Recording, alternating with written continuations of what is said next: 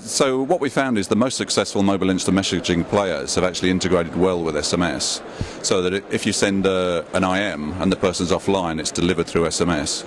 And what that does is it actually generates SMS traffic so that the person receives the SMS and then responds with an SMS.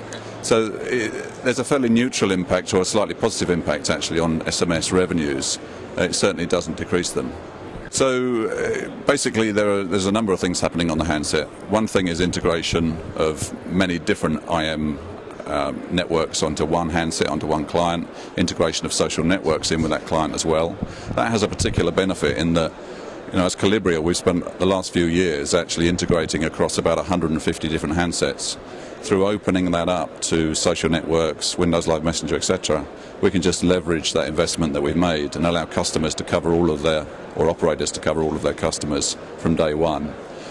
In terms of accessing more of the market, some of the lower end handsets are not really able to host a client themselves, and there we work with people like Gemalto, who have a SIM-based client that can be used for basic messaging, basically. Absolutely, they're trying to launch their own brand of IM, particularly in South America. Actually, it's very strong as a proposition in South America, in Africa, in Asia.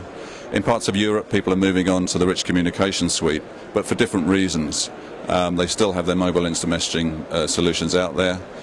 And as I said, one of the benefits of mobile instant messaging is that once you've laid that service out, you can use it as a delivery mechanism for new content and open up access to social networks. So the mobile instant messaging is absolutely a basis for the service.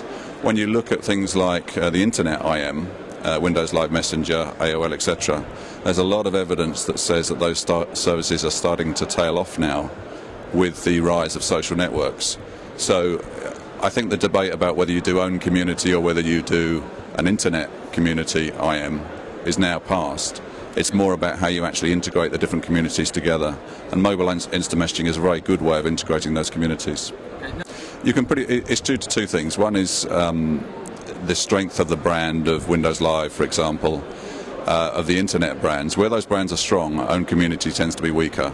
Also, where you have lower penetration rates of fixed Internet, that's where mobile IM actually comes into its own, because the user will tend to use that service because they haven't got access to other services. They're not aware of other brands, so the telco operator can actually build a very strong brand through their mobile IM offer. Not quite like that. We do have a portfolio of convergence products, which is about working across fixed and mobile devices, and there is integration with voice required. But I think what we're seeing more is the integration of the address book now. So, up to now you would have had a mobile instant messaging address book, you would have had an address book on your phone, you've got your address book on your social network, and it's starting to make a lot of sense that you actually integrate those on a network address book and access a name and see how you can access those people rather than look for each contact